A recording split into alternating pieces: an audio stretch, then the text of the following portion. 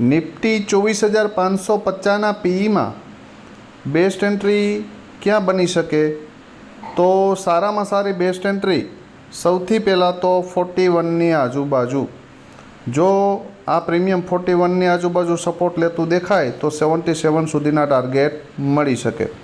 હવે ધારી લ્યો કે આ પ્રીમિયમ 102ની આજુબાજુ ઓપન થઈ જાય અને 77ની આજુબાજુ સપોર્ટ લેતું દેખાય, બરાબર, અને અહીંયાથી જો તમારી એન્ટ્રી બને ને 102ને બ્રેક કરી દે ને તો 148 સુધીના ટાર્ગેટ મળી શકે.